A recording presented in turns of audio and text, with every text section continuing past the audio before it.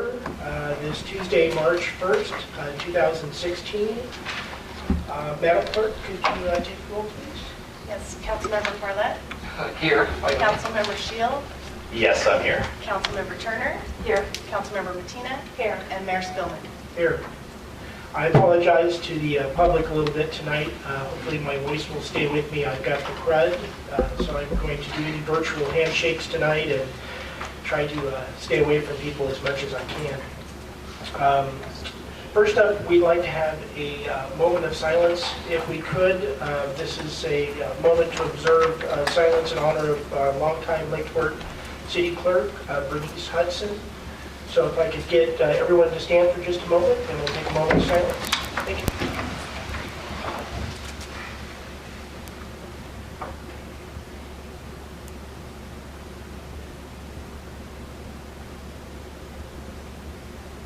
Thank you. I did get a chance to go to the service for Bernice on Friday.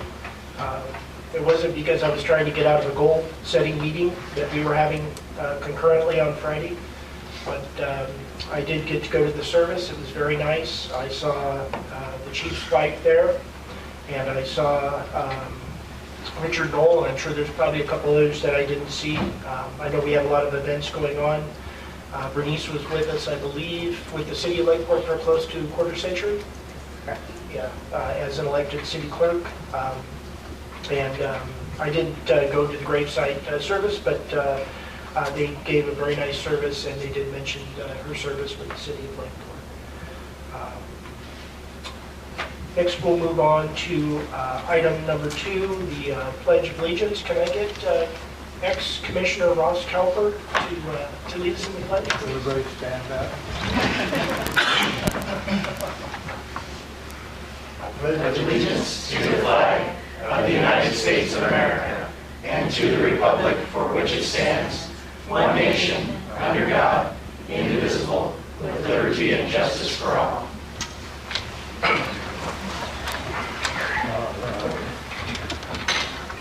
Uh-oh. You don't get workman's comp.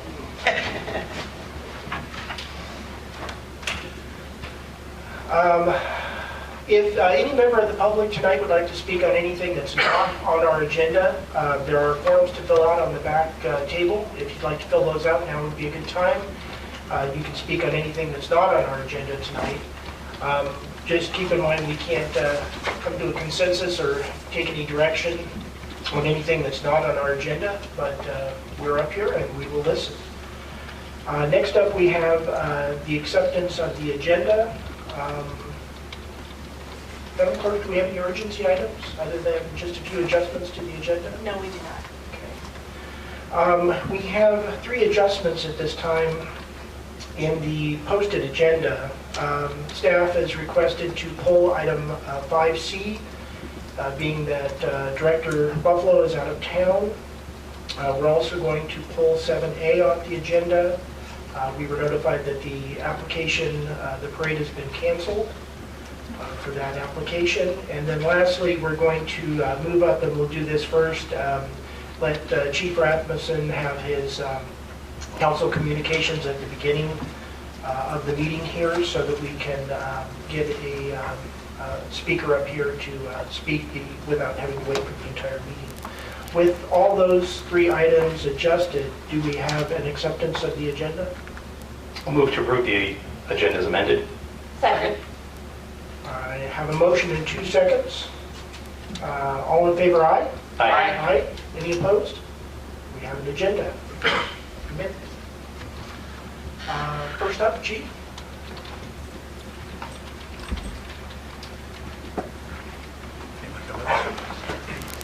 So first thing for council members, I wanted to introduce you all and staff to Lieutenant Hector Paredes, who is the Clear Lake Area California Highway Patrol Commander. That's for the office in Kelseyville that covers all of Lake County. Hector's been here about a year now, I believe. A year and a half. A year and a half, so, but I wasn't sure how many of you may have met him. But we've been working with Hector pretty closely since he's been here on our allied agency law enforcement operations. But one of the things I wanted to let you know tonight is that we've currently come up with an agreement with the California Highway Patrol. As you know, we're in short staffing times right now for various reasons.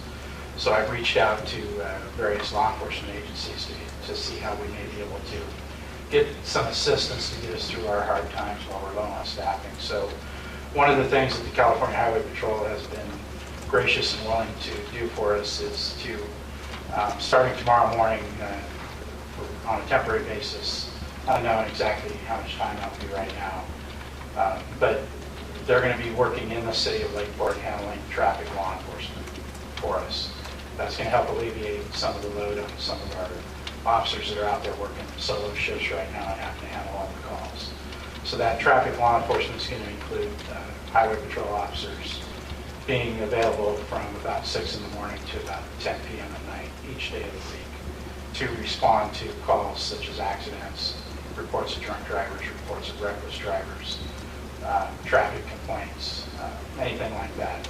And in conjunction with that, they will be conducting traffic enforcement also, because what goes along with responding to those calls is doing responsible enforcement for primary collision factors. Those are the vehicle code violations that we find to cause a lot of our collisions. Try to enforce those codes to reduce the amount of collisions that we have. So they're going to assist us with that for the time being. I just want to let council and staff know that, and let you guys know that I do appreciate their willingness to assist us in these difficult times. Hector, thank you. Well, for the Highway Patrol, again, my name is Hector Freitas. I've been on a long time in the department, and we're always looking for ways to partner in our communities and serve our communities.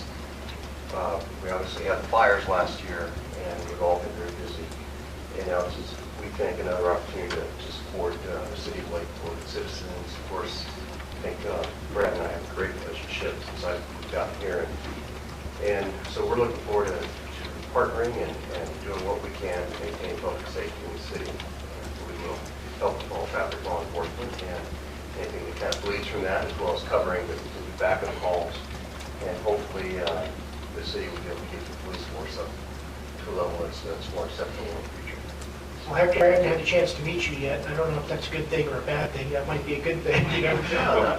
My wife asked why CHP was writing tickets on Main Street, and I said, we have some staffing issues, and I wouldn't doubt that the CHP, as well as maybe the sheriff, are helping us out. And she asked, she said, well, is there a speed trap there? And I said, Yes. I said, yes. Let's go with that. She puts AC/DC on, and she just goes, 15 miles over the speed limit. So, but no, it's nice to meet you. I appreciate the staff for No, I would just like to echo the chief's words, and I got to work alongside the commander during the fires, and his staff was impeccable out on the mountain and within Lake County, and it really would seem like an insurmountable task during the fires and what had to happen up there, and then doing the ride-alongs with the chief and the LT. Really got to engage with a lot of the highway patrol, and it would have been impossible to achieve what we did during the fires without the California Highway Patrol. So I'm happy to have them here in the city of Lakeport, and just again, it's a great public-to-public, private-private partnership that we continue to have within our entities. So, Well, it's a privilege to serve.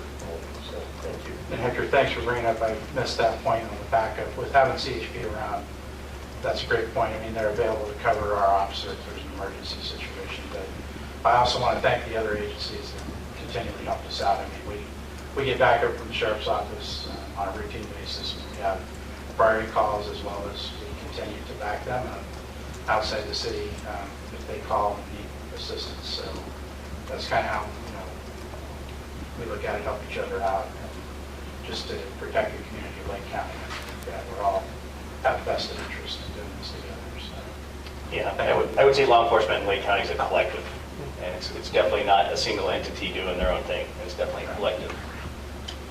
That synergy is a much better scenario Absolutely. in some areas. Thank you. Thank you. Thank you. Thank you, Commander. Yeah, no, one more. All right. Next up, we're going to move on to item number 4, which would be our consent agenda. These items are considered to be non-controversial, will be acted upon in one time as a group. Any council member can pull any item on here for discussion, and we will open this up to the public to make sure that if there's any questions on any of these items. First up tonight, we have item A, ordinances waived except for title.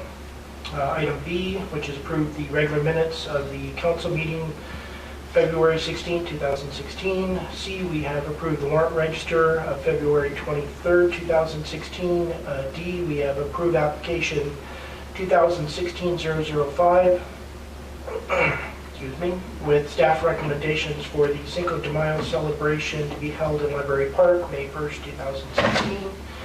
And then we have item E, approved sending a letter of support for AB 1559 Dodd, which would increase the period for individuals and businesses to defer payment of taxes and fees to the Board of Equalization for 1 month, from 1 month to 3 months in cases of declared disaster.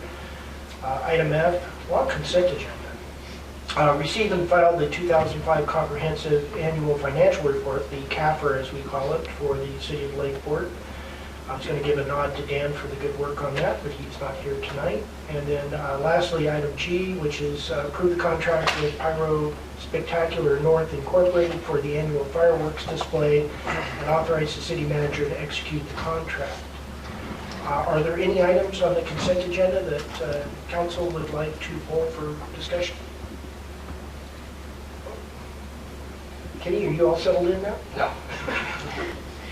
I'll make a motion to. Is there anyone in the public that would like to comment on any of these items? I'll make a. We do have. Oh. See? Just when we thought.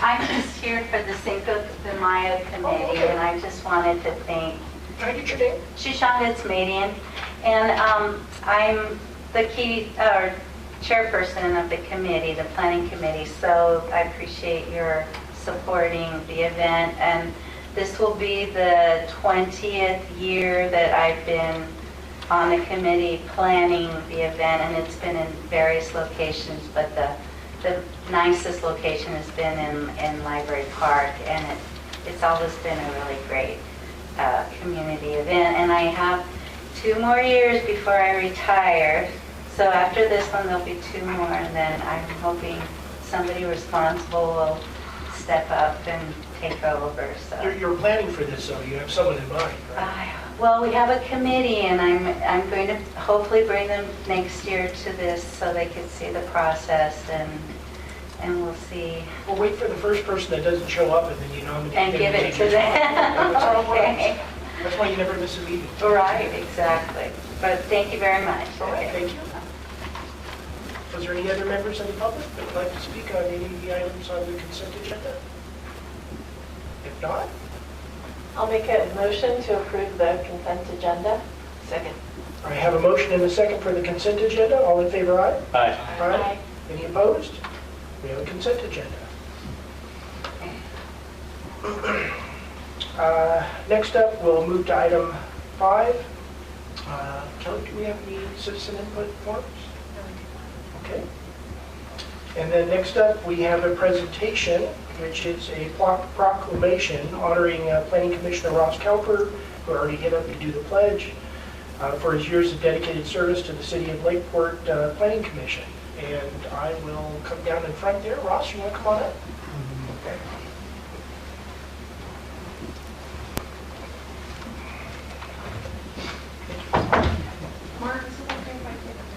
Oh, it's fine. It's fine. You can take it now or take it after, or both. We'll do a virtual shake. First off, okay. Got the crud. Ross, proclamation of the City of Lakeport, the City Council of the City of Lakeport recognizes Ross Cowper and honoring him for 13 years of outstanding service to the City of Lakeport. Whereas Ross Cowper served as a planning commissioner from October 22nd, 2002 through February 10th, 2016, and whereas Ross Cowper served as chairman of the Planning Commission in 2005, 2006, and whereas Ross has conscientiously executed the duties associated with his position, and whereas during his tenure on the Planning Commission, Ross was instrumental in the updating and review of the Lakeport General Plan, 2025, and whereas Ross has been a strong advocate for the preservation and improvement of the historic downtown Lakeport, both as a member of the Planning Commission, property owner, and through his continued leadership with the Lakeport Main Street Association. And whereas City Council, staff, and fellow planning commissioners wish to express their appreciation to Ross for his dedication, his efforts, and let him know that he will be greatly missed. And I say that sincerely. Now therefore be it resolved that the City of Lakeport hereby recognizes Ross Cowper for his outstanding service to the City of Lakeport and wishes Ross good health and happiness. I have hereunto set my hand and caused the seal of the City of Lakeport to be affixed this 1st of March, 2016, Mayor Mark Spellman. And I got to say, I know I came and I spoke at your meeting on the 10th, and I was glad I got an opportunity to do that. It's a special honor to be able to give this to you as a mayor.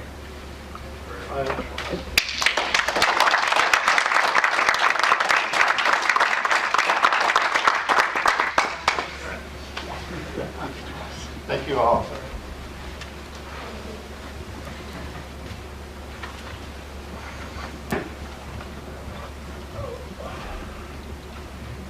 No speech? Ross, no speech? Please. What? A little one? Okay. Ross, will you be staying on with Main Street, or you retire? Yes, I'll be staying on with Main Street. I'll be dealing with the planning department on various projects that I have in mind. I think the planning department is in good hands at this stage of the game, and I've appreciated working with it, and I'll keep track of what's going on around here and let you know my thoughts. I appreciate the time with staff and council and other the planning commissioner members. So it's just time for me to move on, do a little bit of vacation, a little more planning on my own. I'll still be involved with the city of Lakeport for years to come. We offered, he recently went to Portugal, and I felt it my duty. We certainly said that we could host the planning commission meeting over there. So I didn't think his traveling excuse was very good. But I think the building codes are very similar. I can translate. Yeah, you build it first and then you get a permit. Thank you, Ross. Well, Yes, thank you, Ross, for your service. You have been an excellent planning commissioner.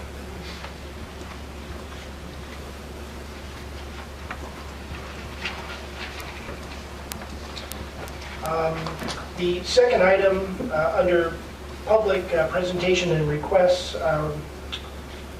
was canceled, item C, and we will be bringing that back at our next meeting. Highest award in government financial accounting. Again, I know. It comes to the city, but I bet it goes on Dan's wall, right? Yes, it does. That's funny, I jokingly asked Margaret if he was getting another plaque coming up, and she actually responded, well, actually, he is. I was like, oh. Of course he is. Of course he is. It's not to be overlooked. Next, we'll move on to item 6, which are public hearings, and this is going to be conducting a public hearing to adopt a mitigated negative declaration for the Ray Somberg General Plan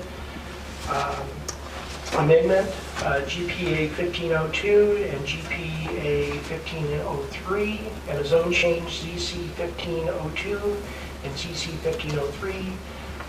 Project based on the information and findings contained in the initial study and environmental review, ER 1503, and dated January 13, 2015. The other items will be also approving of the GPA for these 2 locations, and also zone change. And Kevin, this is going to be you. Yes. Good evening, Mr. Mayor, members of the council. This public hearing is being held to consider the Planning Commission's recommendation to approve the presented general plan amendments and zone changes proposal by Mr. Somberg for property located at 1930 South Main Street and 10 Queen Anne Way. This property is the former location of the Victorian Village project, which included the approval of a tentative parcel map for the eventual build-out of 95 condo lots. Phase 1 of this project was the only portion of that project that was completed and included 15 lots, which have been approximately 50% built out at this time. The current property owner acquired the property through a bank action proceeding and does not desire to complete that previously approved project, and instead has proposed the tentative parcel map that's presented before you here, which also includes the general plan amendment and rezone for those properties, which would include a smaller parcel map dividing the remaining land into 4 parcels, 1 commercial property, there fronting Main Street, and then 3 larger single-family residential parcels accessible off of Queen Anne Way through the existing Victorian Village subdivision. The Planning Commission, during their regular meeting in January, approved the proposed parcel map, and then recommended to your council to approve the associated general plan amendment and zone change from R5 Resort Residential with a planned development combining district to C2 Community Commercial for the property fronting South Main Street, and then R1 Residential for the 3 lots accessed off of Queen Anne Way. The zoning ordinance sets out 4 principal findings for the approval of general plan amendments and zone changes. First is the proposal in the public's best interest. Second is the proposal consistent with the entire general plan. Third is the proposal have the possibility to be detrimental to the public health, safety, and welfare of the community. And then finally is the proposal in conformance with the California Environmental Quality Act. Both staff and the Planning Commission made the findings that this project does meet all of those applicable findings. The chief concerns that we analyzed was in regards to the loss of the approximately 6 acres of R5 resort residential, which does include the ability to develop high-density housing.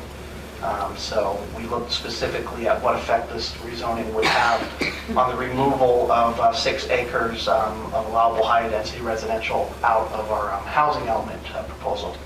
In doing that investigation, we found that with the withdrawal of this property, we still have 14 acres available of high-density residential housing, and then another 21 acres of R5 commercial resort-related properties that are still available, which is a plethora above and beyond what's necessary to meet the stated requirements by the state of California for housing over the next 5 years. Additionally, the original Victorian Village site was approved, although not so long ago, but under a completely different economic reality prior to the collapse of the residential market in 2007 and 2008. The economics of the Victorian Village project don't quite make financial sense anymore in regards to the density. Then it was the staff's opinion that the location of the site, also being away from general services and lacking some good pedestrian access to available services throughout the rest of the community, and also the fact that a vast majority of the property is located within the 100-year floodplain, makes this property less than ideal for future high-density residential. Nonetheless, staff worked closely with the developer to ensure that the final development parcel configuration is conducive to future subdivision if the market requires it. So that was one of our main, and we thank the applicant for working with us on that configuration in regards to just slightly moving the road away to provide for better access if the future market demands it. And we thank the developer for being amenable to that. Lastly, in regards to the commercial property proposal, zoning that area to C2 is consistent with commercial development patterns within the city. Neighboring property right next door, although vacant, is also zone C2. And then same with the Kmart shopping center across the street there as well.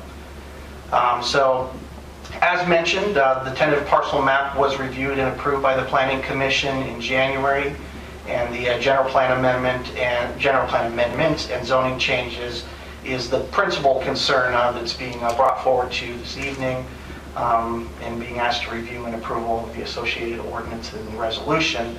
But it is certainly within your review authority to take a look at the project condition approvals and other elements of the project as reviewed by the Planning Commission.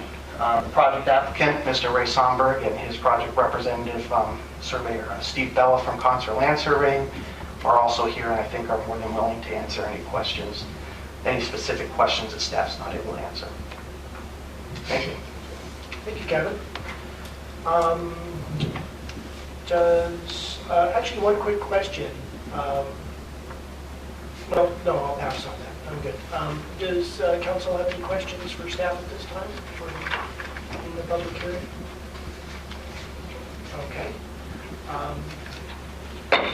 I'll open up the public hearing, and Ray, would you like to come up?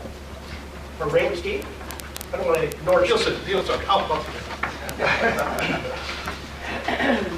Good evening, council members. My name is Ray Somberg. I'm one of the owners of the subject property we're talking about tonight. I bought the property a little over a year ago with the intent to build a house for myself and also for my brother's family in the rear of the property.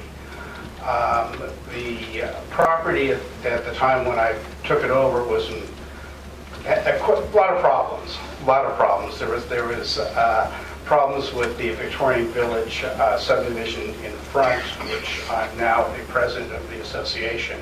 I own 5 lots in that development. When I took it over, 2 days after I bought the property, the city was going to shut the water off to the homeowners association. So I had to go down and take care of that. And also the homeowners association itself hadn't collected fees or dues for 7 years. So myself and I hired Mike Ewing to come in and put the subdivision back, part of the subdivision back together, homeowners association back together. And I hired John Tompkins to take care of the accounting part of it. And at this point, we're back up and running. We've collected dues from all but one of the homeowners in the subdivision. We've also are sitting with a reserve of about $9,000. So we feel pretty good that that part of the subdivision is in good shape. We had a house built this year. Jim Irwin built a house. And next year we're going to have probably 3 more houses built in that little subdivision. The property in the back is property that I've been hoping for a long time, looking for that type of property to build a house for myself. I've been building homes for about 42 years now, and this is going to be my first home that I can build for myself. I've built homes for a lot of other people and built probably about 1.5 million square feet of commercial space all through the Bay Area. So I'm pretty excited about becoming part of the Lakeport homeowners and be involved in Lakeport itself. I was involved in the area where I used to live, which was in San Rafael. I was pretty involved in that area with the council and with the planning commission, doing quite a few things in that area. And I'm pretty excited about being up here and being involved in this area, even though I'm supposed to be retired. I'm sure my wife will be very happy for me doing something so I'm not sitting in the house all day long, staring at the walls. Well, building houses in Lakeport, that's okay. Part of retirement. That's all right. So I'm open for any questions. I'm very, very knowledgeable about this whole piece of property. It was a real mess when I took it over. And I again, as I did in the planning commission, I have to thank the staff. I mean, the staff did a great job. This thing was a serious mess. And the staff has been really, really good and very, very helpful. Well, thank you, Ray. I know I appreciate, and I'm sure everybody appreciates you doing your due diligence to get everything straightened out up there. I imagine after building so many homes, you probably have a real good feel for exactly what you want to build for yourself, don't you? Yes, I do. I'm very excited about it, and so is my wife. She really is. Perfect. Council, do you have any questions for Ray? All right. Thank you. Okay. Thank you very much.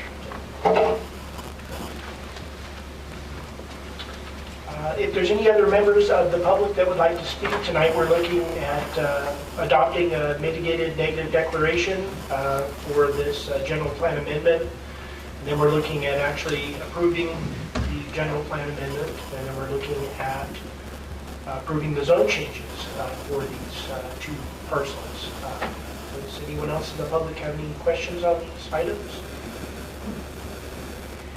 Okay, I'll close the public hearing and bring this back to council for any questions of staff further, or we have three different items that we're dealing with, starting with the adopted mitigated negative declaration. I did have a question. If we could go over the cultural resources section and the conditions, I was hoping you could sort of fill us in. There are a lot of conditions here, and some of them seem to be overlapping to me. So if you could help clear that up a little bit. First, on condition number 5, it says that a note should be placed on the final map indicating that the applicant, owner, developer shall retain a registered archaeologist to perform a walkover survey. So that's like a field survey, right? Not necessarily test pits being dug or anything like that. And prepare a study and mitigation plan, and all recommendations shall be implemented by the developer. So then also, if during excavation activity anything is found, all activity stops, and then they have to consult with a registered archaeologist. So that seems familiar to me in what I've seen at the county level.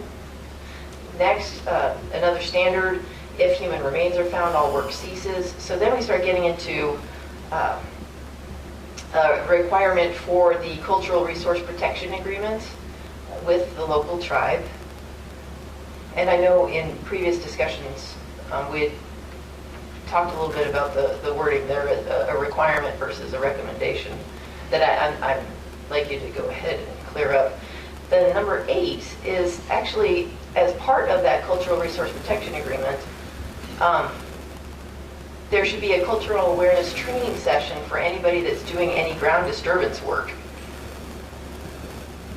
That's a new one for me, so if you could just share a little bit about that one, as well as the agreement that there will be a tribal historic preservation, or a monitor from the Tribal Historic Preservation Office, and a qualified archaeologist present during any excavation. So to me that seems a little overlapping. We're going to have anybody doing any ground disturbance already trained on what to find, but we're also going to have an archaeologist there and a tribal monitor there. Yeah, let me begin. The first one of the reasons you're seeing overlapping conditions is because we tried to separate these out into 2 pieces, because you have some improvements that are going to be required as part of the development of the road and stuff in regards to the final map. So those all need to be completed prior to the recording of the final map. But then you also have future development through additional permits. Once the map's recorded, then the applicant can come in and apply for a building permit. So we want a record there on the map noting that these issues exist. The difference that you're seeing here, as opposed to, say, like on AutoZone, arises mostly from the fact that the archaeological reconnaissance study that was done for this project did identify the presence of cultural resources. So that's why staff is rather than recommending, per our meetings with the tribe, we're requiring it, because we've identified that there is a good possibility that there are cultural resources at this site. So that's why you're seeing the required as opposed to the just so strongly suggested, which I know is, which we worked with a lot when over at the county. The other wording and all the other pieces is this is one of our first go-throughs with some of the new requirements of AB 52, which requires the cultural resources meetings and solicitations with the tribe. So a lot of these conditions are directly at the request of the tribe as they're worded. So yeah, there is a lot of and in my experience, there tends to be still some loggerheads between, well, an archaeologist says, hey, we have these other elements of our own professional code that are within CEQA that need to be met that a tribal monitor is not qualified to do. And then you have the tribal representative saying, well, at the same token, we also have some cultural history here that falls outside of what an archaeologist can be. So the general push that we've got right now is that they're both required, and I do understand that ends up being a constraint upon a developer. But at this point in my readings of CEQA, it seems, given the fact that this site does have the possibility of containing these resources, we've put all of those pieces in. But that's certainly within your guys' purview. If I didn't look at it that way the way you read it in regards to if they're already receiving cultural resources training, then why is this agreement needed? I frankly didn't think of it in that light. Well, I still have two further questions. Sure. The previous site surveys then that did determine potential sites, did it not include the entire project area? Because I'm wondering why we need another field survey prior to development if we've already covered the whole project area. It was just a reconnaissance site, so I mean it didn't include all the test pits and other sorts of that nature. And so this field survey is test pits just a standard part? So of which condition that specific is that number 5? That is Maybe I'm crossing myself up here. 5. The applicant, owner, developer. So I'm guessing these are the individual developers, not necessarily the finalization or reclamation of the subdivision map. This is coming later when people are building homes. Yeah, this is in regards, this would be a physical note that would be placed on the map. Okay, because to me a walkover survey doesn't mean test pits. Correct. So Yeah. I'm wondering if maybe we should add that wording, if council is comfortable with that, if our purpose is to do further study. A field survey where you're just walking over looking at weeds isn't really going to quite do it. I thought that's what was implied with reconnaissance, though. Well, there was a reconnaissance that was done for the entire project, and that was done actually with the original Victorian Village proposal. So I mean, it includes the entire project, including phase 1. And at that point, it identified that there was a possibility of cultural resources at the site, which makes sense given its location.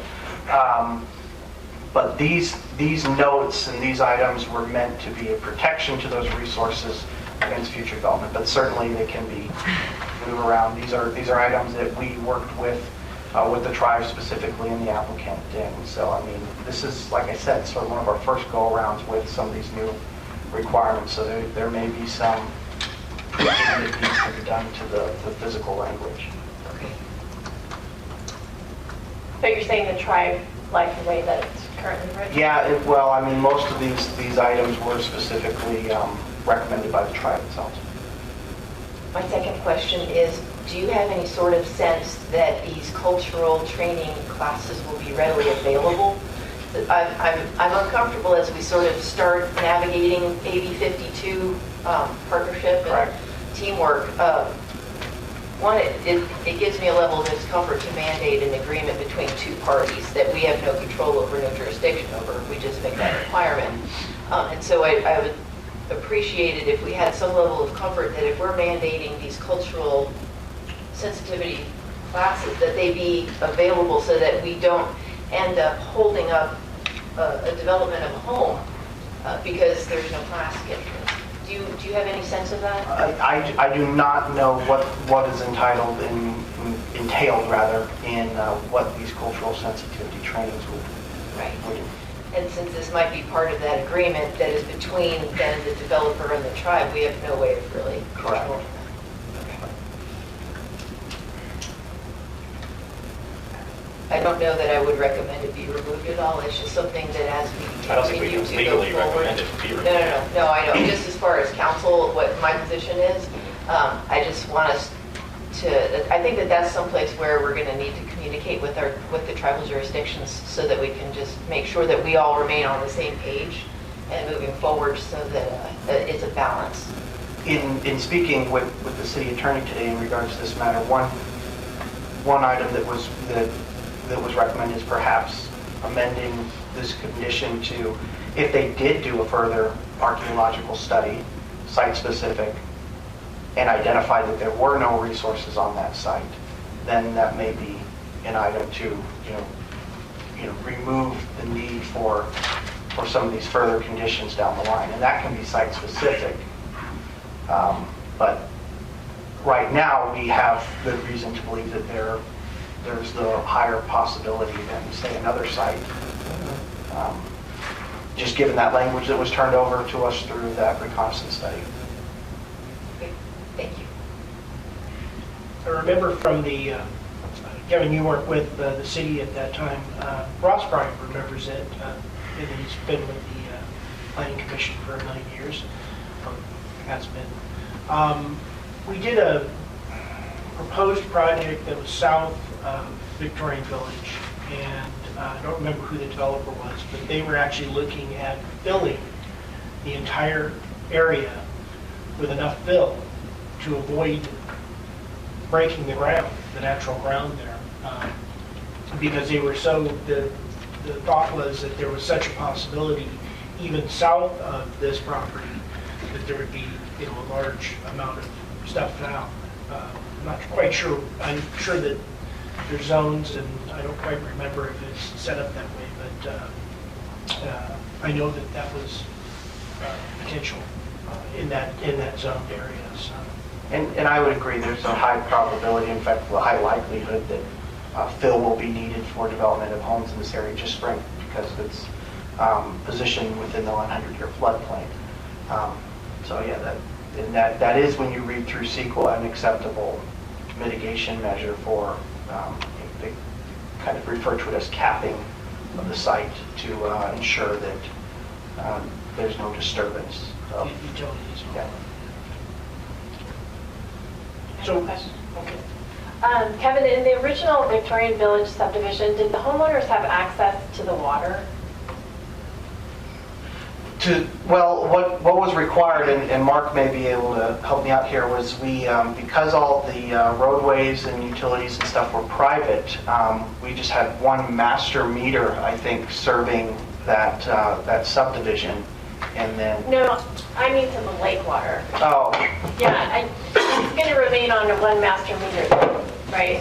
Correct. Any easements that were in existence for the development of phase 1 will be required to be maintained, but in our reading of it, it didn't look like there was any. And then on the residential parcel in the back, will they have to tie in on their own, or are they going to connect to that master meter? Mr. Somberg may be able to answer that better than I. I don't think that it was his intention to hook right onto the master meter. Well, so back to my original question, access to the lake. Well, there's private property between that parcel and the lake, though. Yeah. Well, there's the private piece, but there's that little marina thing down there that they were supposed to, I thought, have access to the water, so that would be changing the... I don't know for sure, I'm asking. Yeah, in my reading of it, I mean, all the open space items that were phased in as the project goes, so they'll maintain all the access that they have to the existing open space, but the other open spaces for the future phases, which also includes that area, would not be developed. Ray? Yeah. Yeah, you probably know. I know exactly what you're talking about. There is an acre parcel behind the property. Right. That stops anybody from going out. So you can't even cross it, and that hasn't been cleared up? Well, that's one of the reasons that the RV park closed, was because there's a lawsuit between that piece of property and the RV park 25 years ago, and they lost because it was a man-made channel. And it was made by the previous developer that also developed the RV park next door. Do you have a plan for that? Leave it alone? You're not going to the lake It's there? swampland, and it's marshland. It's not a usable piece of property. Actually, right now, there's maybe 18 inches of water out there. And then back to the original question, the regional subdivision, Yes, was there a plan that they could access that or never? never. Okay, There was an agreement that never got recorded that they could buy into it. okay, But that's. the only what I way, read it. only way they could Okay. buy into it is if everybody and the RV park next door all got into it.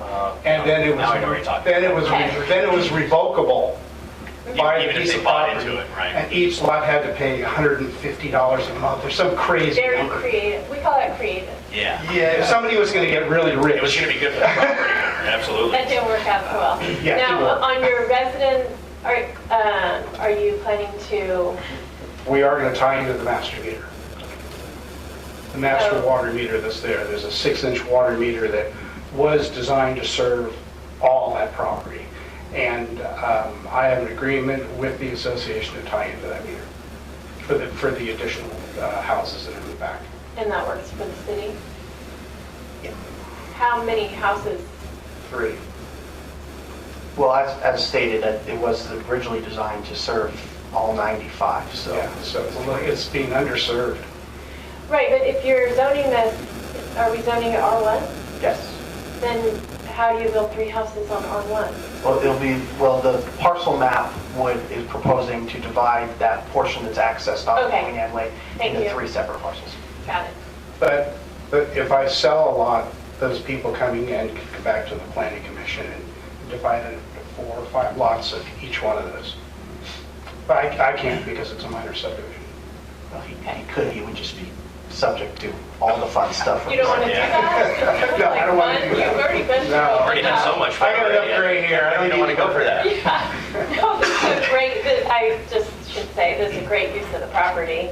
It's Makes gonna be complete really, really sense, nice. and we're lucky to have you come in and Thank clean you. up such a big mess, so thank you. Thank you. And that was sort of our opinion on it too, because to be honest, at first when we looked at it, it wasn't something that staff was really that excited of. We were looking at it from the housing element perspective, that this isn't our high density housing, but as we started crunching the numbers, looking at some of the circumstances of the property, and then also taking a look at sort of the problem with, we had already have a private road serving that area. I mean, and so we can't require a public road serving something even larger back behind it with this slip road. So I mean, this Right. really is It makes one of the perfect sense. best situations that we can hope for. Yes. Thank you. Could I mention something about the Indian tribe since I happen to be up here? Yeah. Thank you. That was, your discussion was exactly the discussion that I had with Kevin. And my only problem with it was that I was very concerned that the tribe could hold up any development on the property.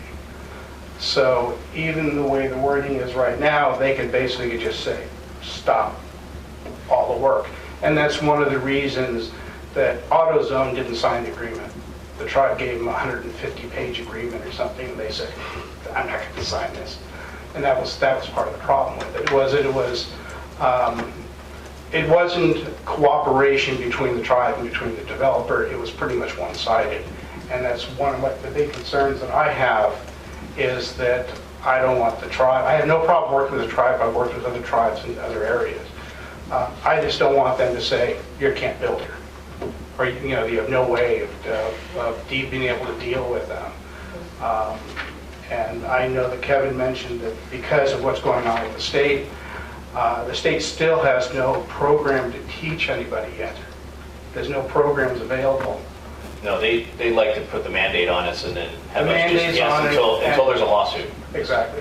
And so there is... Also creative. Yeah. There is no classes at this point to be able for myself or to take my backhoe operator to have him do the class. There are no classes available at this point. So, and part of the thing about this particular piece of property is a lot of the back area is actually filled. It's filled from the channel that was dug. They put it on top of this property, and that shows up in the soils report that was provided to the city. That's helpful. It is helpful. It is helpful.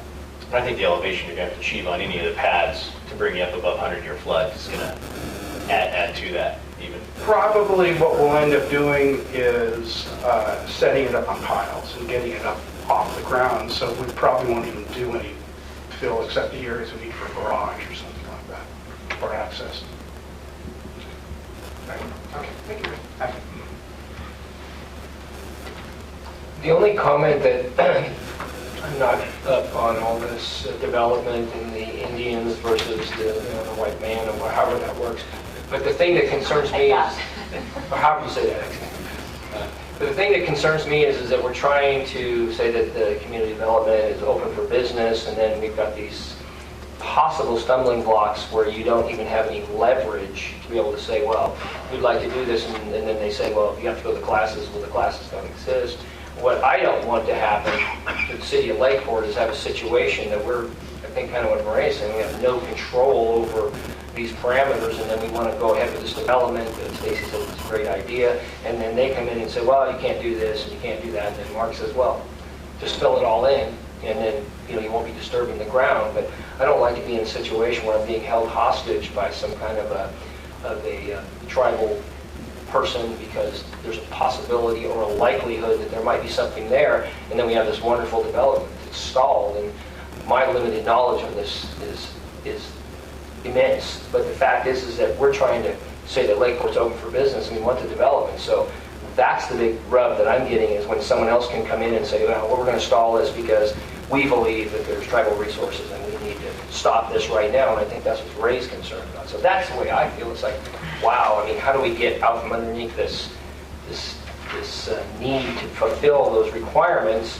and still allow Ray to go forward without being impeded halfway through? And every day that it stops, costs go up and so forth. The development costs more every month that it goes by. If someone comes in and says, well, you got to stop because we found this and we found some bones and blah, blah, blah. You're trying to scare them off? No, I'm just saying that this is my concern, is that how do we get, I mean, outside of filling it all in and building it up, 18 inches, and we're not going to disturb the ground, but it just seems like there's a lot of requirements from having the archaeological guy and the tribal guy. I mean, he's over there going, I'm ready to dig, can I do that? No, you can't do it because, there might be something in there. And what constitutes something to stop?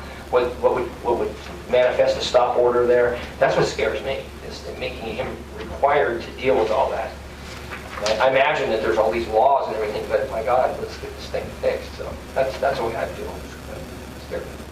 Yeah, I think the property to the south, when they proposed that to the planning commission, or when they brought that project to us, was the first time I'd ever seen that. I mean, for a whole, not just for a lot. They were looking at filling that whole thing, and I thought, oh my God, there's going to be trucks rolling in here for months. It's going to look like trucks rolling out of Cobb. I don't think I've ever seen that before, just not to deal with it. Any other? It's a very sensitive balance. Yeah. Because I don't want to minimize the value, the cultural and sacred value of sites that, around our lake in particular. That entire band is extremely valuable to our local tribes. But I can, definitely understand Kenny's point is that there needs to be a dovetailing. There needs to be further progress, I think, as we work together to sort of take care of both the jurisdictions' interests. And that's been the concern of the Community Development Department as well, and specifically to Councilmember Parlette's concerns. That's a concern of ours as well, is we don't feel like we have very good answers for developers right now. And it's in process. I think it's in draft form, some of the physical changes to the CEQA guidelines that will be coming out in regards to these cultural resources things. And Dan Chance, our associate planner, and I have been meeting very regularly with the tribes, trying to come up with some sort of standard agreements that don't, I really don't feel that the tribe is intending and going at this to stop development. But you're right, that may be an actual, a measure of this, that if push comes to shove and they feel that their resources being threatened, that may be something that they will push on. So it's a work in progress, and I don't want to make it sound like we didn't think out this through the Sonberg one, but it's kind of difficult because I feel like we're trying to put this together without all the pieces from the state and some other items as well. So this was, in our work with the tribe and the applicant, the best that we could come up with right now. And that certainly doesn't mean that it's the best agreement. So I think there certainly is room for looking at these. I go back to that same reason. I mean, some of those things we talked about AutoZone just recently were related to, did I go off? I didn't even touch it. Now you're there. Explain, Marty. With regards to AutoZone was their cultural resources assessment did not come back with that likelihood. So therefore we didn't use the shall or require and only suggested that they work with the tribe. And I think what Mr. Somberg is referring to is in regards to the recent PG&E one. I think it was PG&E kind of utilized their card as this was a hazardous materials. We're superseding some of those requirements. But I don't know that for sure, that there may be something already in the works with the AutoZone item as well. So when we say that all individuals conducting work should be given a cultural awareness training session, that's not a mandate. That's a That portion is not a mandate, correct? Okay, good. Then, And that was precisely because we don't even know where to send them. so work will not be postponed or delayed due to a lack of availability of classes. Correct. Shoot, I'd want to take that class. It sounds really cool. But I wouldn't want my job to, be held up because of it. Correct. I could just comment too. I mean, with the AB 52, it still preserves the city's discretion that it has to have when it's coming to these kind of conditions, but it mandates that cities talk to and take into consideration their local tribe and the peculiarities of that tribe's cultural resources. And it acknowledges that really only that tribe is going to know what its own cultural heritage and cultural resources are. And that sort of pigeonholes everyone into working with one particular tribe. So that's something to be aware of. And the other thing, and so those, on a case-by-case basis, like Kevin was talking about, those things have to be dealt with based on the project site, what we know about that project site, and that's what the Planning Commission does. And then lastly, with respect to the stop work, there's been in statutes for I don't know how long, requirements that if anybody is excavating and they find living remains, they need to stop work. So that's a standard condition that you're going to find. So nothing unusual about that. David, would it be a conflict if I suggested that since Ray's retiring and I'm retiring from city council, we could get together and have lunch and talk about, this training and get it official, and we could charge $153,000 an hour for this training? Good luck. That could be a conflict, yes. Then I won't suggest it. I will have you specific regard to have a question. All right. Any other questions from council? Staff or anything else? Again, we have three different items here. We have first off adopting the mitigated negative declaration for the general plan amendment. Anyone is interested in tackling that? I'll make a motion to adopt a mitigated negative declaration for the Ray Somberg General Plan Amendment, GPA 15-02, GPA 15-03, and zone change ZC 1502, ZC 1503 project based on the information and findings contained in the initial study environmental review, ER 1503, and dated January 13th, 2015. Second. All right, first and 2 seconds again. All in favor, aye? Aye. Aye. Any opposed? We have a mitigated negative declaration done. Next on, we would move to approval of the GPA for these two locations. I move to approve the proposed general plan amendment from resort residential to major retail and residential with the findings contained in a resolution number asterisk. Blank. Second. I have a motion and a second. All in favor, aye? Aye. Any opposed?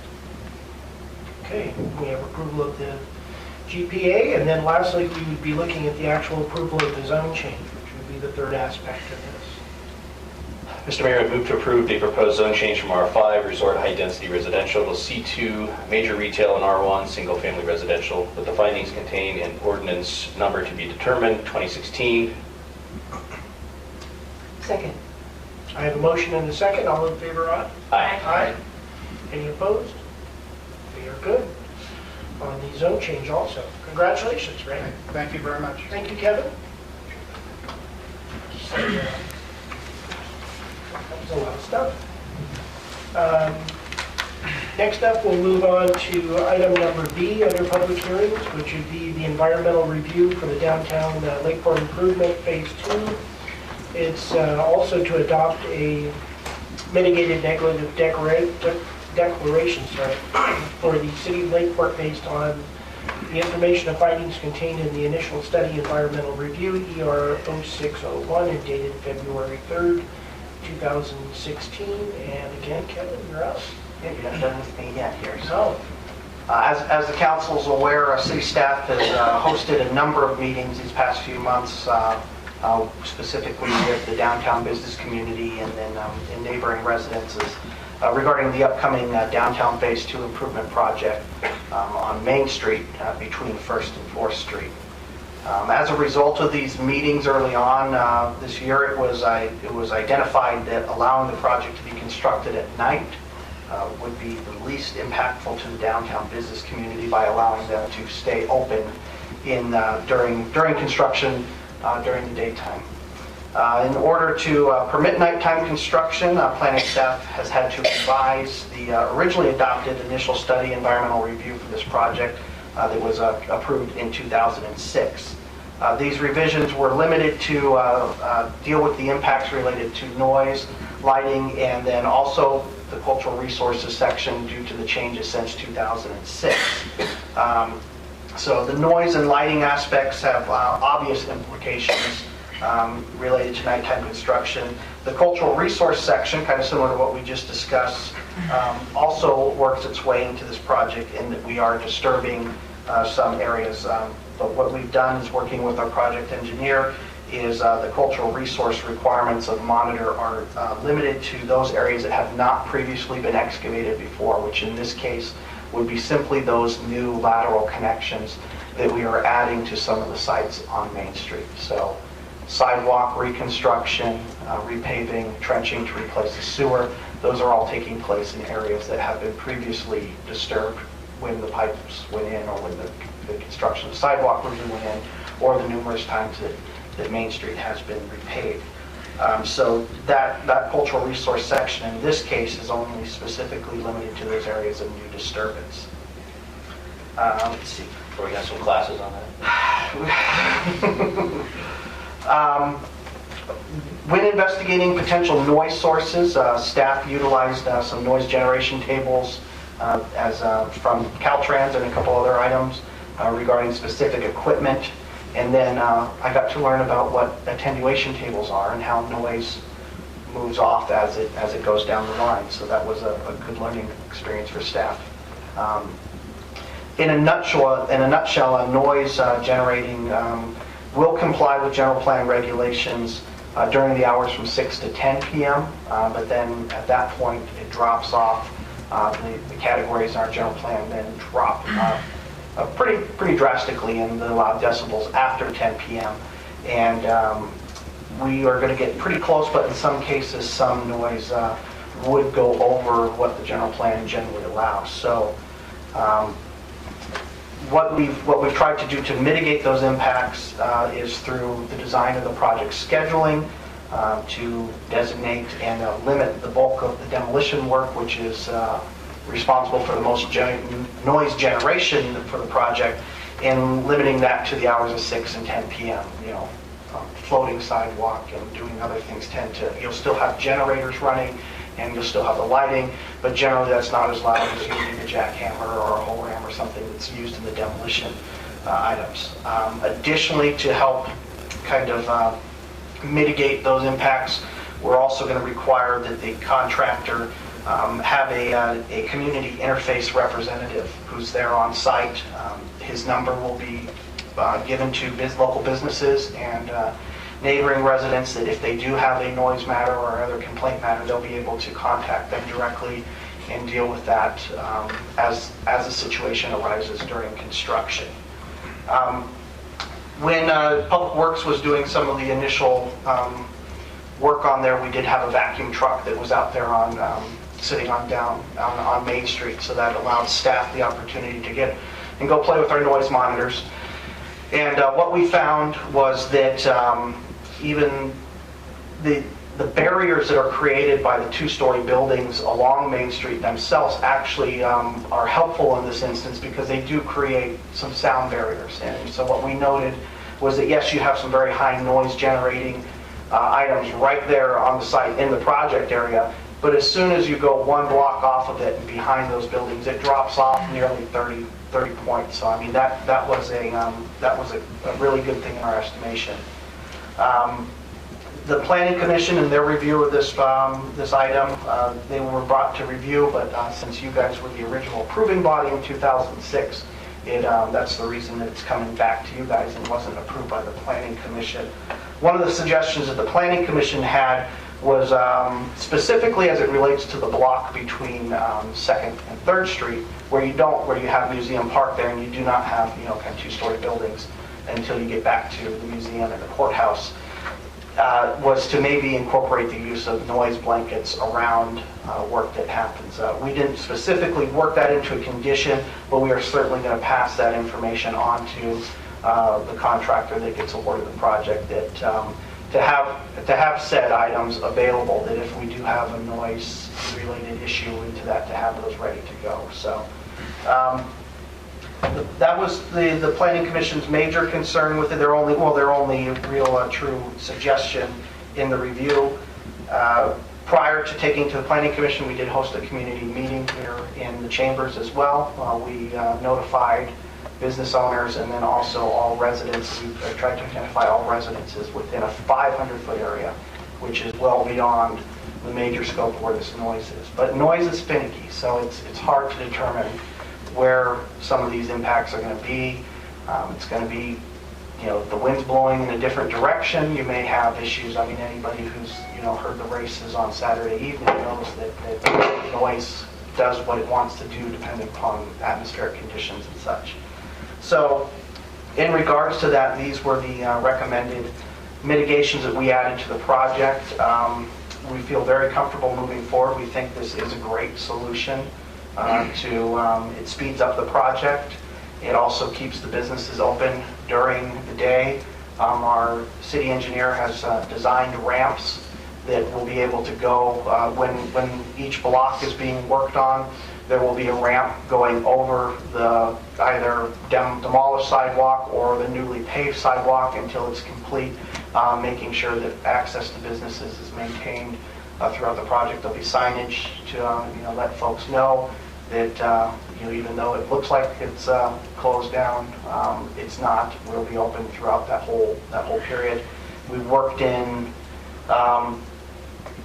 monetary penalties if for some reason they're not able to get the project back open to business by 6 a.m., which in reality they kind of have till about 8 a.m. till some of these businesses open anyway, so there's even a 2-hour window in there. So my hat's off to our city engineer, who's done a number of these projects and tried to work out as many scenarios as possible and work that into the project scope.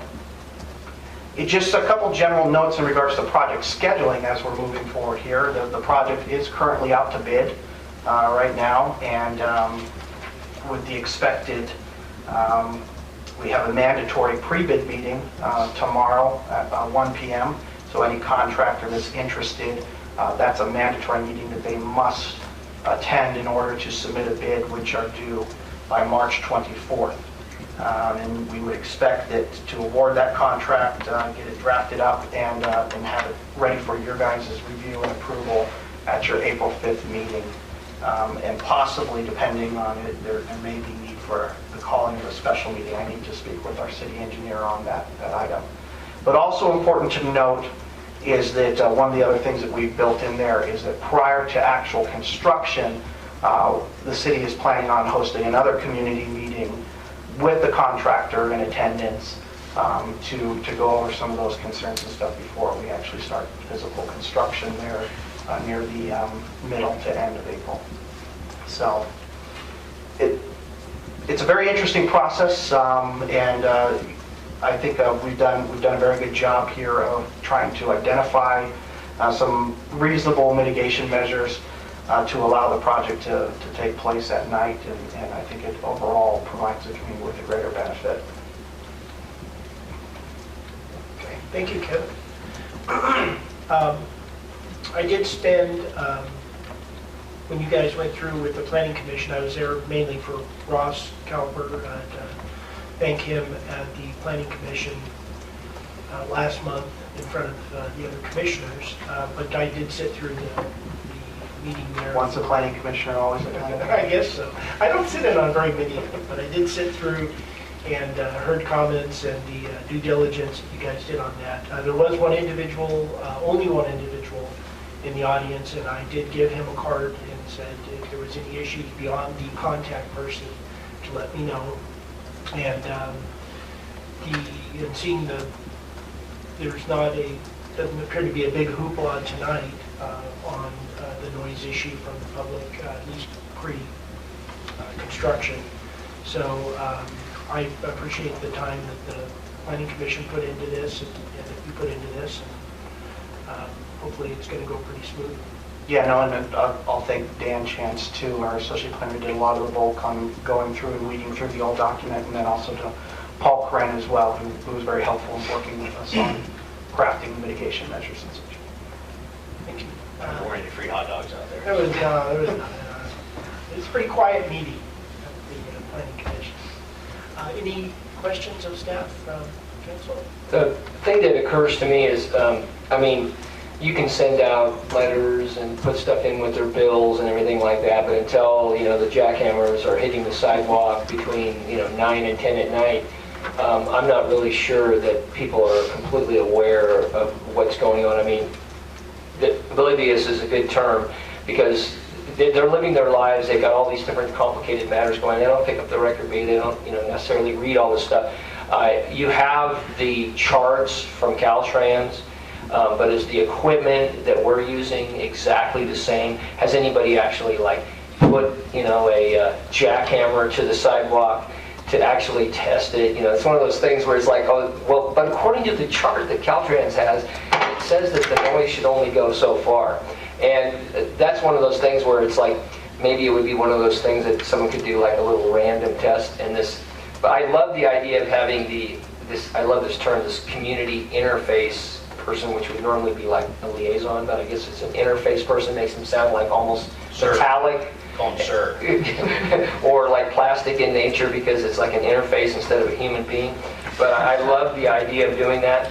The one thing that I always feel that would be the best approach is that we have done everything we can to try and keep the businesses open and running, and they're the ones that have the highest level of concern. But at the same time, I'm not sure that it wouldn't be a bad idea. You have this radius of the number of these people that are out in the 500-foot area, that letting people know that there may be a little bit of discomfort, but we're doing it for the local businesses. Understand that it's going to be much better. It's only going to be for a short period of time. Any discomfort, we have a person if you need to call, please do so. But I always feel that to take a proactive approach rather than being reactive and finding out, oh, the neighbor's going, did you hear that? Did you hear that last night? It was at 10:05, and then, people coming down, marching down because they weren't paying attention to the outreach that we were doing earlier. I just think that it might be worth the effort to maybe, put together some kind of a public relations thing in the area where people might be affected. You may have noticed that there's some activity and some noise, and we appreciate your understanding, but this is going to be a huge leap forward for the downtown area. We're helping the businesses stay open rather than doing it during the day where they would lose tens of thousands, if not millions of dollars, whatever. That's just kind of my feeling on it, that it might not be a bad idea to do a little kind of a public relations campaign to let them know if there's any discomfort. We have this number, here it is, it's a hotline to this guy. You can call him at 2 a.m.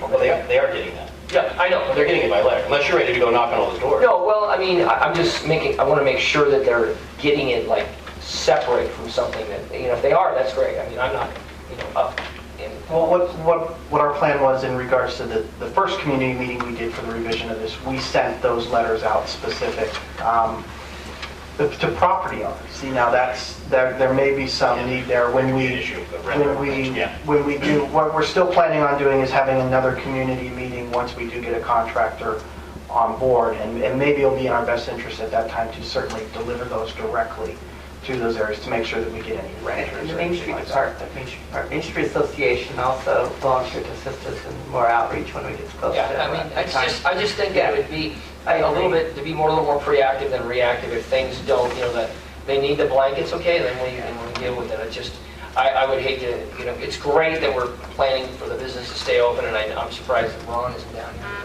trying to speed it up or whatever. But anyway, I think that anything that we can do to try and make it more comfortable and let them understand that this is just a short time and it's only one little period during the summer and we're doing it for the best for all concerned. And if we're getting to all those people, that's great. But if we're not, we need to just do whatever little effort we can to make sure that everybody's happy and they have the interface person's phone number if there's a need. Well, the interface person, piece that I left out there, and our city engineer is actually going to require them to wear a easily identifiable vest as well. So they can be Scott. They're not going to be able to hide. But also what I forgot to leave out there is, in addition to, they're going to be required to be taking regular noise monitors, noise readings, because that was some of our concern as well. I mean, I don't know what a jackhammer, the Caltrans cables only show the jackhammer at a certain point, right next to it, 4 feet away or whatever it is. And then we attenuated out beyond that. And that presumes a flat field, so we don't have a flat field. So we did the best of our ability to kind of... Which actually helps. It does help, I think, in this case. But then one of the things we'll do with some of the walkthroughs is the city engineer and this liaison person will find some agreeable points where we'll take regular noise readings from as well, in addition to being able to address specific noise concerns as well. And we're going to have a liaison during the day, Yes, too. yes. So people are up during the day can complain about what happened last night. So we're going to make sure that Let's just get the someone CIR there out all the time. and one of our golf carts with bright neon sign that says, "The noise is my fault," and then he can just drive around and he'll be the target, or she.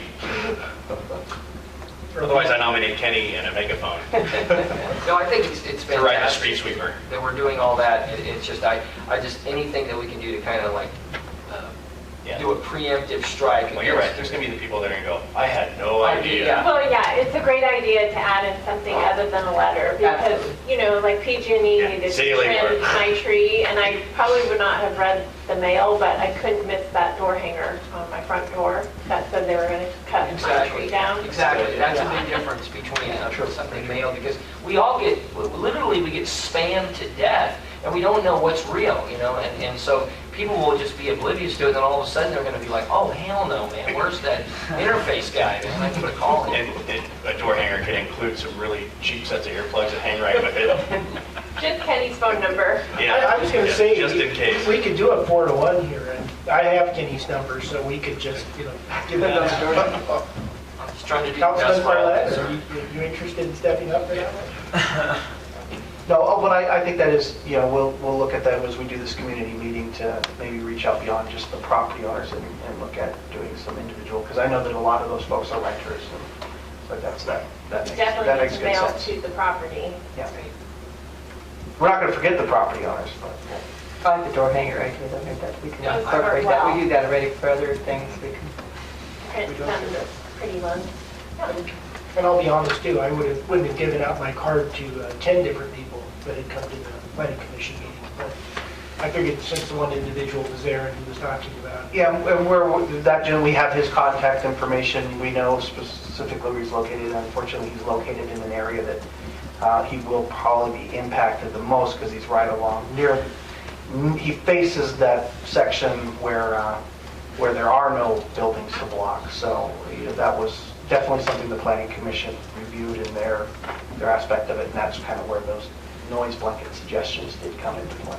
Yeah, he had young kids, and I know he's, you get into a pattern of sleep and up and down and stuff, and all of a sudden stuff monkeys with that. It can get tough on people. So. I thought maybe you were talking about someone on Forest Drive who's going to be worried about hearing it. Garbage trucks. Sorry, garbage trucks. Any other questions? Okay. I'll go ahead and open up the public hearing. Are there any members of the public that would like to speak on this? Seeing none, I'll close that. One thing I'd like to mention, and I don't know if this would be a question for David, which will perk up his eyes, or this would be a question for Kevin. One of the comments that was made at the Planning Commission, and it was made by someone in the audience, and it had to do with the vibration of removing the sidewalks and what that may do to some of the old glass structures in the buildings, whether they could potentially fail or fall or be damaged. I'm not so concerned. I mean, I should be concerned about owners and their glass being broken, but I'm more concerned about potentially it could be damaged and fall.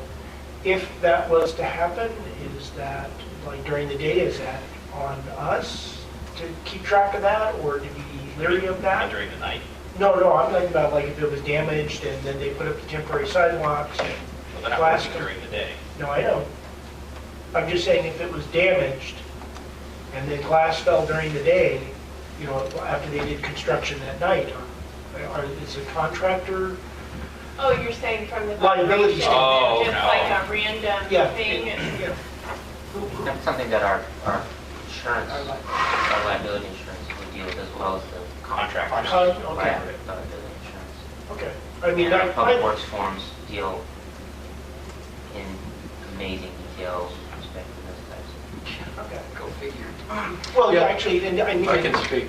In regards to when we do work in the public right of way, in specific for water, wastewater, putting it in a sewer line or a water line or a water main, if the work that we conduct potentially causes a problem, and maybe months later, at least the claim that it caused something to happen on private property, it's not the city's responsibility to, we have the right to work on our facilities to make sure that they are kept up to a current standard to ensure that there's no leaks. It's the same principle with the homeowner. If they do work on their private property and we have a problem on our side, we have to go out and fix it. It's the same kind of principle. So the city's ordinance in that regard makes a clear delineation between the responsibilities. We should be working on our infrastructure to keep it current, and likewise on private property. So there should be a form of health that what we do shouldn't impact the effect of the private property. Yeah, I think, again, this goes back to the communication. We've had community meetings. We'll continue outreach, like Councilmember Parlett said, on the business level. Hey, there's going to be a jackhammer in front of your building tomorrow night. Maybe take down your glass chandelier that's 150 years old. I think the outreach is the appropriate approach on that one. And if they choose not to, they choose not to. And there's always something that possibly can happen, and we just have to deal with it. And that's what insurance is for, and hopefully nothing happens. Plus due diligence with the property owners and the contractors. I mean, just to keep an eye on stuff like that. And I tell you the truth, Commissioner, I would have never thought of that.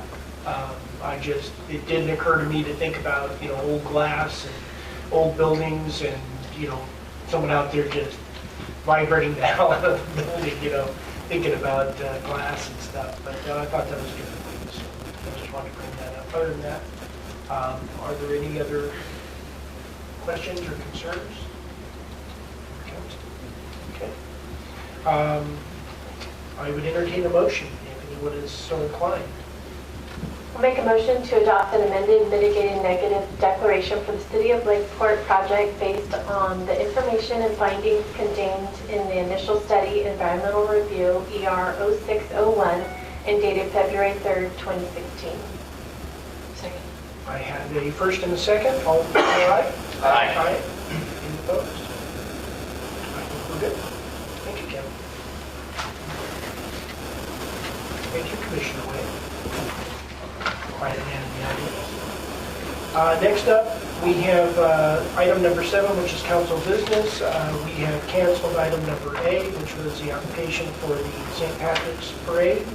So we'll move down to item B, which would be approve and authorize city manager to execute a professional services agreement with Polestar Computers for the provision of IT support services. Originally, I think this was going to be Dan, but are we going to be working? Mr. Mayor, members of the council, thank you. We have had a contract with IT, with Polestar for their IT services for many years now for the city of Lakeport. What we've had with them is an agreement that we get billed the same amount every month, and then we true up every quarter, every semi-annual, so we have certain payments we do for their hourly work that they do. We've bumped that up to 6 hours a week now because we've been having more and more IT matters to deal with. And what we did is we wanted to bring our agreement with them up to the professional services agreement that David's office has provided for us, a boilerplate agreement along with their other contracts. And so it's not really changing the contract we've had before, other than we wanted to bring it up to date with our current contract and to extend it for 2 years. I guess every 2 years we relook at our contract with Polestar.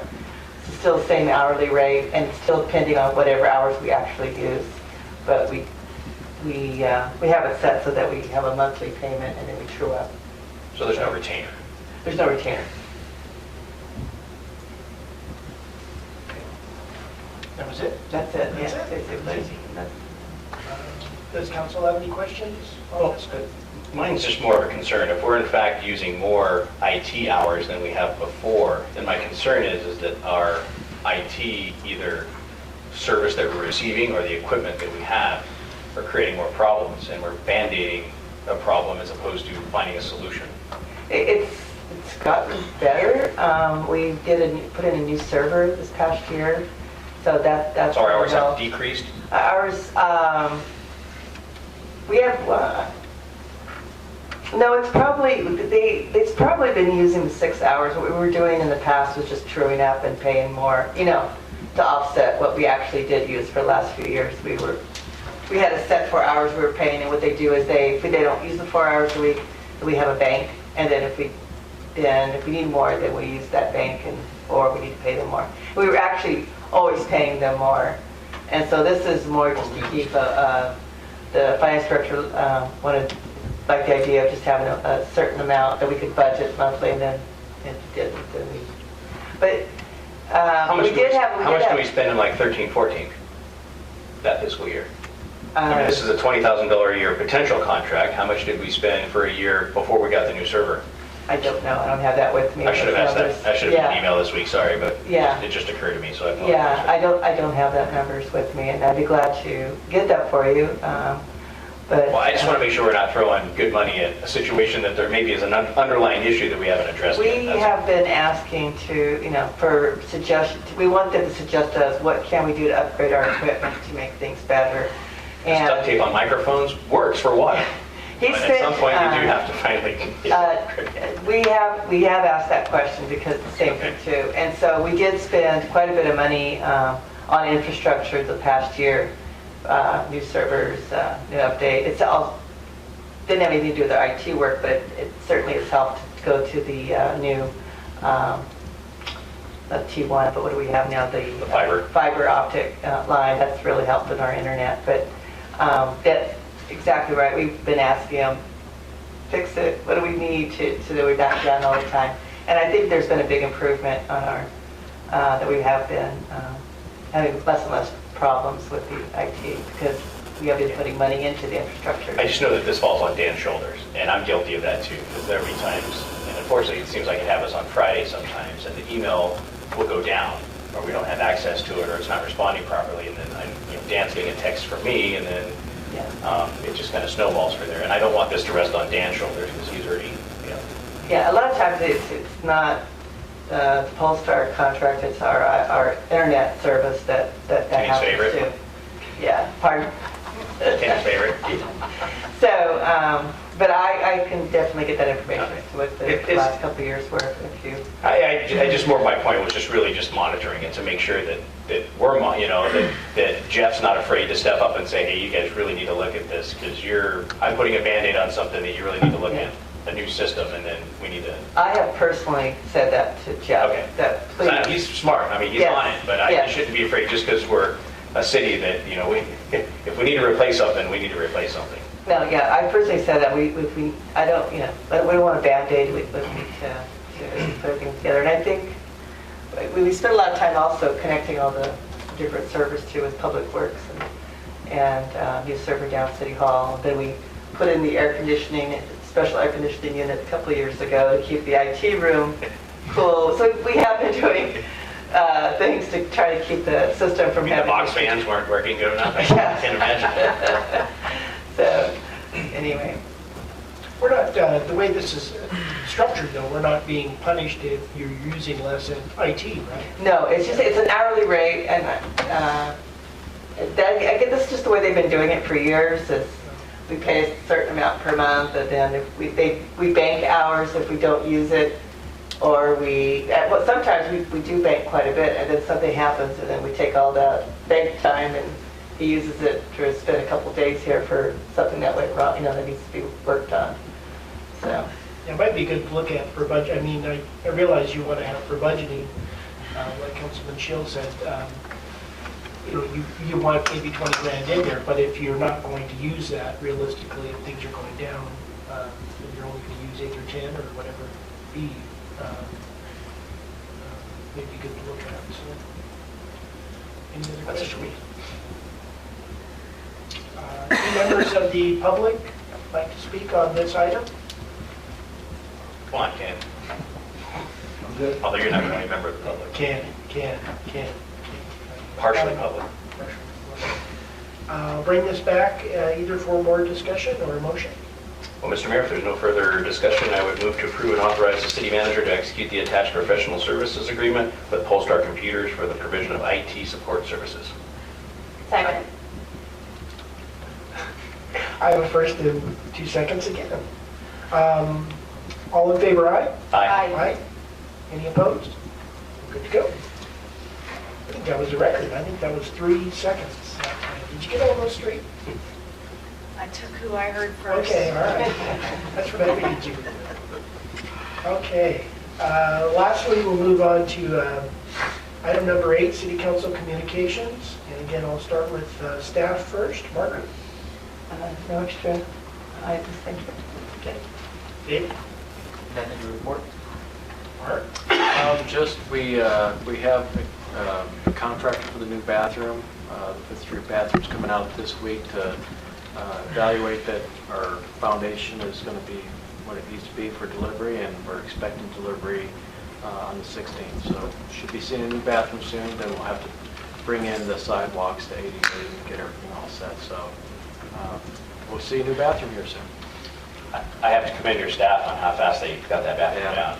Yeah. I was amazed. And I came back from being out of town, and I was like, wow, it's gone. Yeah. It's awesome. They did a great job. Thank you. Yeah, and a lot of people are talking about it. They were worried at first. Are you getting a new one? Because they're not, they knew we were getting a new one. They were hoping that's the location on me. Yep, it's going right back there. People are very excited. Good. Bathroom excited. Bathroom excited. Gee. Yeah, just one thing I wanted to mention. I had a request recently from members of my staff to transition away from wearing the body armor under the shirt to wearing the body armor in a external carrier over the uniform. There's no decisions have been made at this point, but I've been discussing it with HR and the city manager. The primary reasons that they've sent me this request is because these are a lot more comfortable in that you can take a lot of your equipment off the duty belt, put it on the vest, where you're only carrying a handgun and a taser maybe on your belt. So it does take weight off your back that you're carrying on the belt. There have been studies that have been done although I don't believe there's any scientific evidence, there have been studies that indicate that using these minimizes injuries to police officers' backs because of the weight we're carrying on the belts. So basically, this is a sample that was loaned to us by our body armor company that we use. So it would match the color of the uniform. We'd have police on the back. Then we have our actual real badge on the front, as well as another police placard here. And then a limited number of attachments where they have handcuffs, extra magazines, a radio. And the nice thing also is that these unzip and come off in about 2 or 3 seconds, so that if an officer's in the office for an extended period of time writing reports, they could actually take this off and get a lot of weight off their body for a period of time before they had to run out to another call, and it goes back on in about 2 seconds. So they can put it on as they were going out of the office. One of the reasons that this has come up before, and I had been somewhat resistant to it because I don't want the officers to look too militaristic out on the street. But again, I want them to also be safe. And another thing is there's an ability to cover a little bit more of the body with one of these than there is with the under the shirt vest, which you can't really effectively take off. You've got to take your duty belt off, you've got to take your shirt off, take your body armor off. You can't do that when you're in the office because it takes too long to put it back on if you get a call and have to run out. So, like I said, it's something that I'm discussing with the HR and the city manager, and it's also something that I would want the public, if we went to them, to be educated on as to why we were transitioning to this. There's a lot of agencies that are starting to go to them. We have some here locally even that are using them. And like I said, what we would do is try to match it to the uniform so it looked, we didn't change our look that much. So I wanted council to be aware of what was being discussed and considered. And we certainly, if you have any questions at any time, I'd be happy to answer those. Not really asking for any information tonight. I just kind of wanted to present it and show what it was. Well, as it stands, Chief, I mean, don't our current vests have a life expectancy anyhow, that eventually they have to be replaced? We replace the vests every 5 years. We've generally been approved every year for the last 5 years with the United States Department of Justice Body Armor Grant. It pays for about 50% of our body armor costs. So we're kind of in an offset period right now where a lot of these vests are expiring on different dates. They'll generally work for longer than 5 years, but they expire them at 5 years because the fibers, like anything else, they do break down with sweat and, you know, the changes in the climate. So that's why they're not guaranteed. That's why they have to be replaced, because there's a chance that they wouldn't stop a bullet after the 5-year guarantee period. So these are carriers. This one has body armor panels in it, but we would take our existing body armor panels and place them in this. So we wouldn't actually be buying new body armor. We would just get these. And at this point, it's also, if this was approved as an option and not a requirement, then it would be a situation where officers may be purchasing them on their own. If we made a decision where we were going to require them to wear these, then that would be different, and I would have to determine a funding source for that. Yeah, I'm always comfortable letting them go a couple days beyond the expiration date, but I don't know if I want my body armor bulletproof vest to go beyond its expiration date. I mean, that's my own personal choice, but we should probably look into one of those for our community interface resource person project as well. Yeah. Thank you. Thanks, Chief. Kevin? I already gave you most of the dates as part of my downtown project, but just to reiterate one more time that we're having a mandatory pre-bid meeting for folks interested in bidding on the downtown project itself. Jeez. We have to get a status update from John Jensen as well. I must have met my quota speaking into it for the night or something. So that's what we have on tap for this week. And then also, just to let you know, we met again with our selection committee for the Lakeport, Lakefront revitalization grant, and made a selection today, so we'll start moving forward with preparing that contract to bring forward to you guys for your guys' review and potential approval as well. So making some progress. I'm done. Kevin, if you drop, Kelly, do you I was going to say, if you drop two quarters and that little. And then Hey, Margaret, don't touch that wire. Yeah. Do you have wires under your desk too, Kevin? on the floor, but I'm not touching them. You're not touching them? Yeah, mine are hanging down, but I'm like. With duct tape. With duct tape.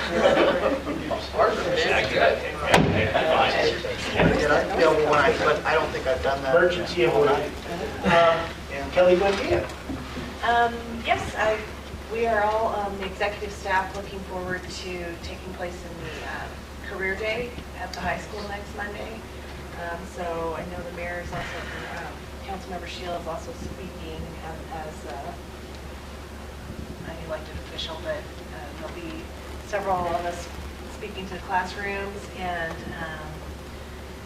the chief of police and I will be in the MAC manning a booth. Not allowed to give out candy.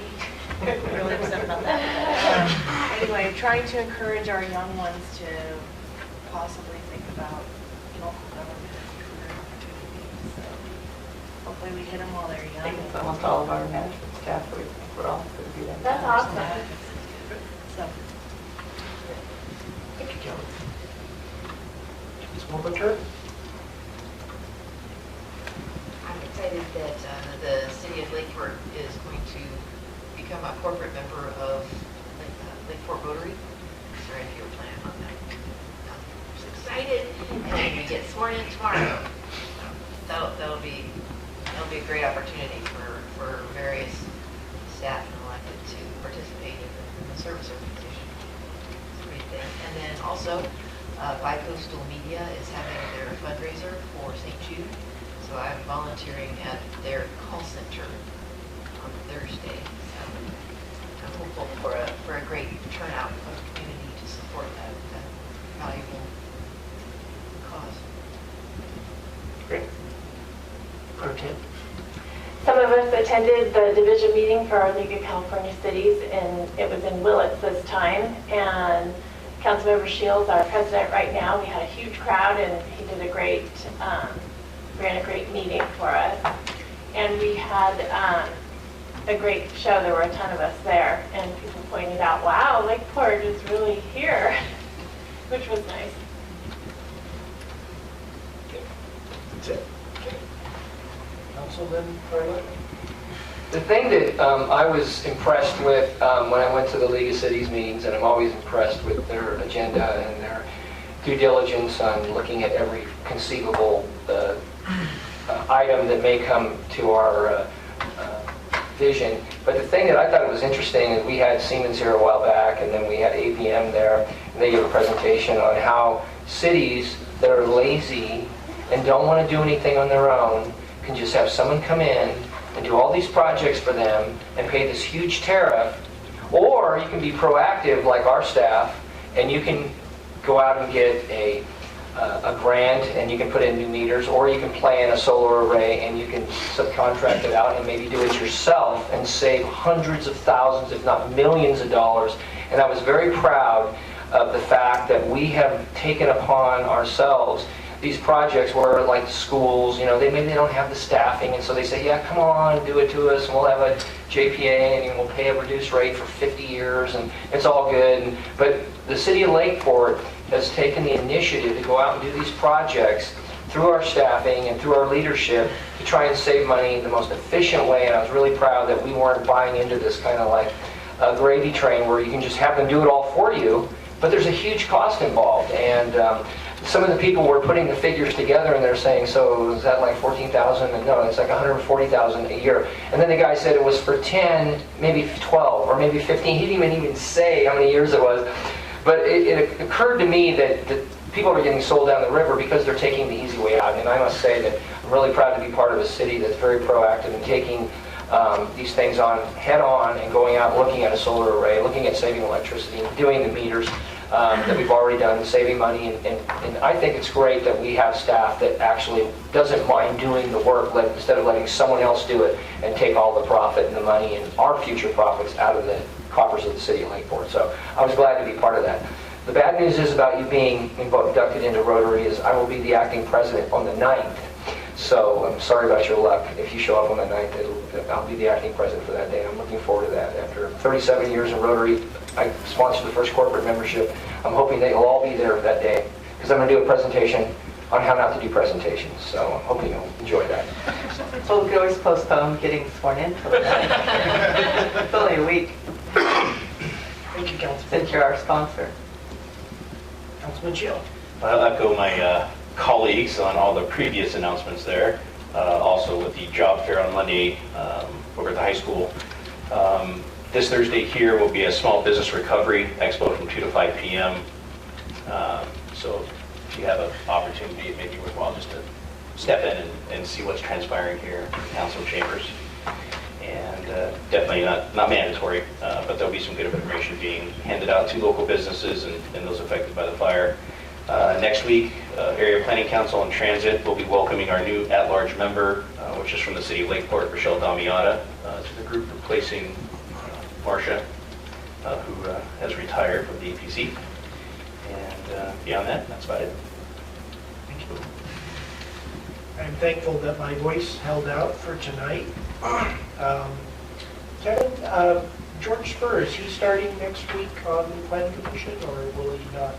We're actually looking at, we don't have any business scheduled for March. We may be postponing that meeting till April, but it is our plan to meet specifically with George here soon and indoctrinate him with a zoning ordinance and a general plan. Okay. I thought if he was going to be in, I'd like to see him when he does his first meeting, so I thought that was a good addition.